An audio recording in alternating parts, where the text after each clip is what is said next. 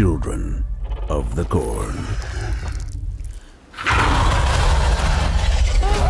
Children of the Corn is a supernatural horror movie, recorded in 2020 and released in 2023. It's written and directed by Kurt Wimmer and stars Elena Kampouris, Kate Moyer, and Callan Mulvey. It's another reimagining of Stephen King's short story and the 11th overall Children of the Corn film in general. He who walks, he talked to me, he took care of me. So now I'm going to take care of him. Like killing all the adults. For starters. So I just got done checking out the latest Children of the Corn, and this is not a sequel to any other Children of the Corn. It is its own movie, standalone, kind of a reboot of sorts. But it's not really a remake of the original Children of the Corn either. This is very different, kind of does its own thing. Not really sure where this fits in with anything, because it's very much its own reimagining that doesn't really fit into the original writings or the original, Children of the Corn movie. So it's just doing its own thing. And it's very, very weird, very bizarre. They definitely made some choices. But let me start off by talking about the positives. The biggest positive for me was Kate Moyer. She is fantastic in this. And for such a young actress, she really goes hard in this role, gives it everything she's got. And it's a shame because in a better film, I honestly think her performance would be talked about for a long time. Like, people would really be excited about this villain that she plays, because she just, like I said, gives it everything she's got. She's so menacing, uncomfortable, and just a little badass. But unfortunately, her dialogue is not the greatest written. So there are definitely clunky lines and things she says that you're just like, oh. But her overall performance, like how much she embodies this character and really goes completely full in on what she's trying to convey in this performance, is really impressive. Also, the way this movie looks, for the most part, like the way it's shot, it's really well shot. And this isn't a small budget kind of movie. It's got a solid cast, and it looks like they definitely put some money into it, especially when it comes to the cinematography and shot selection. Also, as batshit crazy as this premise is, I did see some potential there. I do think it's kind of a fresh, unique, kind of cool idea. Unfortunately, it wasn't necessarily well executed, so we didn't get to see, in my opinion, what could have been, anyway, a really cool idea. But that's pretty much where the positives end and the negatives begin with this movie, because this is not a good movie. And at the end, I'll let you know exactly where I think this movie stands, and if it answers that question, is it as bad as the 9% that it's got currently on Rotten Tomatoes? I'll answer that at the end. But it starts off okay, and I thought, all right, this 9% on Rotten Tomatoes is pretty unfair, at least from the way this movie's looking, because like I said, it looks really good, and the performances and the cast, everything looks pretty solid. And then the basic setup ends, and it gets to where the actual plot, really, of the movie starts to get going. And I'll kind of give you an idea of what it's about as I explain this, but basically all the adults meet in this little town hall, so to speak, for a meeting to decide what they're going to do with these cornfields. And so all these adults gather up in there, and they're all arguing about, the corn is dying and what they're going to do and blah, blah, blah. And then all of a sudden these kids roll up in, and they're just plopping themselves in the back. And then from there, the movie gets atrocious, because the kids pop up at the end of the meeting and they're like, what about us? Don't we get a say? And it's handled so stupid. The dialogue and the way everybody acts is just ridiculous. Like, all the adults start doing the most fake laughing you've ever seen. I'm like, oh, kids. Like, I'm not exaggerating. They literally go, oh, kids, kids. Oh, we're not going to listen to kids. Like, it's so cringy, so bad. It makes me uncomfortable just thinking about it, because it was that bad. And right then and there, I was like, oh no, this is going to be a train wreck. And it basically gets weirder and stranger from there. And it takes directions and twists and goes into a full-on supernatural direction that I did not expect either, because that's not really what we see in the original Children of the Corn, at least not to this level, trust me. I'm not going to give it away in case you do want to see it, but it does go like fully off the ledge supernatural at a point. But the basic idea from there is that these kids decide that they're going to take over this town. They're going to kill all the adults, and they're going to run roughshod and run this town kind of thing, like this bully gang of kids. But it's so apparent that this movie was shot in 2020 because there's not even extras. Like, there's so few actors, and they are in these situations like the courthouse where you're like, this is the entire cast, and it's like maybe 25, 30 people, including the kids. Like, there's not that many people, but they're all in there, and that feels a little bit small. It doesn't quite feel right, but it's not horrible. But then when they start to attack all the parents, and you're like, okay, so this little tiny band of kids, like maybe a dozen kids, is just running around this town and killing everybody. Nobody's letting each other know. Like, all sense of reality goes straight out the window. And that's one of the biggest issues with this movie, is it asks you to take these huge leaps into what is believable and suspend reality beyond anything that you would ever be comfortable with in a movie like this. It just makes no sense.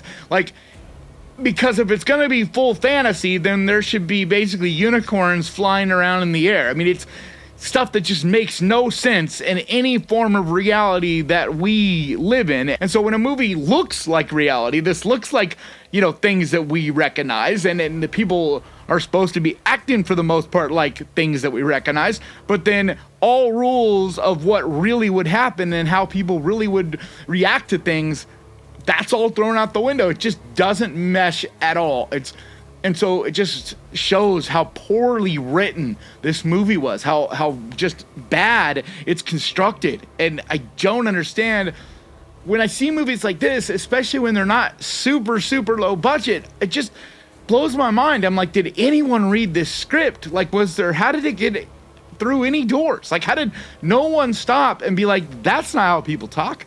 That's not the way stuff would happen. Like, this little tiny band of kids isn't going to just destroy all these adults and band them all up, and then you don't even show us how they pull it off. It's not like they have all these weapons. Like, they literally have no weapons. They have, like, these little chainsaws is like the best weapon I saw any of them have, but most of them have like machetes and sticks. Like, do none of these adults have guns? It just makes no sense. But so then they get them all rounded up, they shove them all into this hole, and that's another time when you're like, what? So this is all the adults, and it's like maybe 10, maybe, and you're like, so where are the rest of the adults? And so immediately you're questioning yourself. You're like, okay, well, where are the rest of the adults? If this is supposed to be all of them, there's like 12. And then this girl pipes up and is like, oh, the other adults are in a jail cell. And you're like, okay, so that's where the rest of the adults are. But then later it gets over to there, and it's like maybe 5 more. So this entire city that they never really even show is made up of like a little over a dozen people. I don't know. It's so clear, like I said, that this was shot during the pandemic. And it's like, why couldn't you at least put some CGI people in there? But then they have these adults in this hole, and they just bulldoze dirt on them.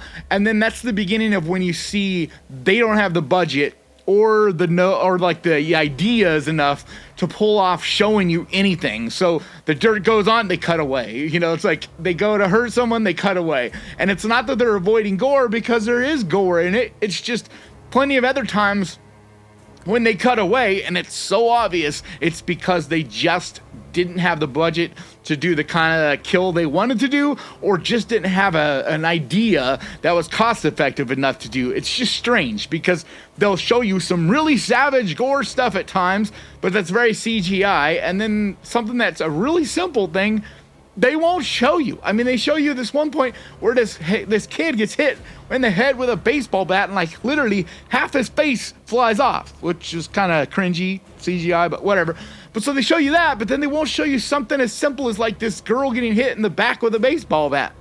Like, it's just strange. The choices that are made in this movie are so strange. And then there's so many just cringy, poorly done plot conveniences. Like when the adults, the small adults are buried in the dirt, this girl comes over, one of the main characters, and like her mom was one of these people. And don't worry, none of this is really spoiling anything. Trust me, it doesn't even matter. And this is all really early in the movie anyway. But so this girl goes over to the hole, and conveniently, her mom's arm is like the only thing above the dirt. Everything else, everybody else is under the dirt, like way under the dirt. But somehow this mom's arm, because like they're under the dirt, they're in this hole deep enough that they couldn't even reach the top, right? Like they're jumping, they can't even reach the top. Full grown men. But somehow now, after everybody was buried, they don't show anything, but this mom's arm is hanging out up to like the elbow out of the dirt. Just enough for the daughter to walk up and grab the mom's bracelet and put it on. It's just stuff like that. And there's tons and tons and tons of things like that that are just so laughable. And you're just like, what are you doing? Like another one that just was like, what the hell? Is at this one point, this one character is covered in gasoline basically, and says to this other character, didn't you think when I was covered in gasoline that I would end up in this other spot, making sure I had the lighter to light up the cornfields and blah, blah, blah, blah, blah, right? But then doesn't light on fire at any point, and so you're like, well, why did they say that? What were they talking about? If they didn't ever light on fire, which makes no sense either, because everything else lights up around them, but yet they're supposed to be covered in gasoline and don't light on fire. Makes no sense. But also, what was the point of what they said? Like, it makes no sense. Like, you think the way they say it, and I didn't even word it right, but basically what they're saying is, didn't you think I would use being covered in gasoline as a way to light up this cornfield? Like they were going to sacrifice themselves. But then they take this lighter and go boof and light up everything else but them. It's so stupid. Like, I don't know what people were thinking when they write stuff like this. It's just mind-blowing. But because of things like that, I do think with a group of friends, this movie could be fun. Because it is entertaining on some level, and it is stupid enough, and there is plenty of just really harebrained, stupid ideas that you can definitely laugh at this movie.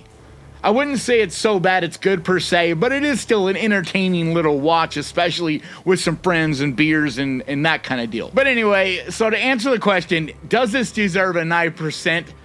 Yeah, pretty much.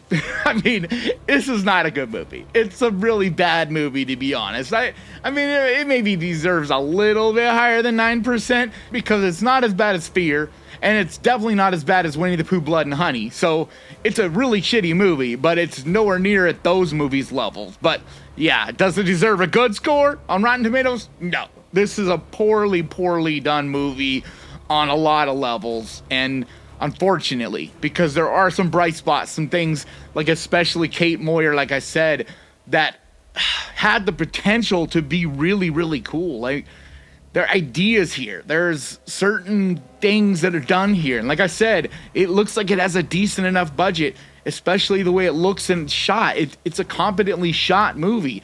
This doesn't look like something like a straight to Tubi kind of movie. This is just the wrong people in place, basically. This is someone taking money, getting them everything they needed, but unfortunately the writer and director probably is the main problem here. I don't know. I don't like to throw anybody under the bus, but this is, like I said, one of those situations where a lot of the people involved in this were competent, did seem to know what they were doing, but just the overall project in general, like I said, the dialogue, the overall story, the way it's written, and a lot of the direction choices just are poor and don't make sense. But that's going to do it for me today. Thank you so much for checking this out. If you enjoyed this, hit that subscribe button and ding that little bell, because that's the best way to keep track of this channel. And when I post videos like this, and I post videos like this every single week, I also want to give a huge, massive, enormous thank you to the Ghost Pirate crew, to you guys over on Patreon, and to the members right over here, the channel members. And if you would like to find out how you can become a channel member, there's a button right down there that says join. And if you'd like to find out how you can be a member over on Patreon, there's a link down in the description. And like always, thank you so much for watching. Please crush that like button, and remember, guys, horror can be fun! And if you enjoyed this, click right here to see my Outwaters review, and I'll see you guys next time!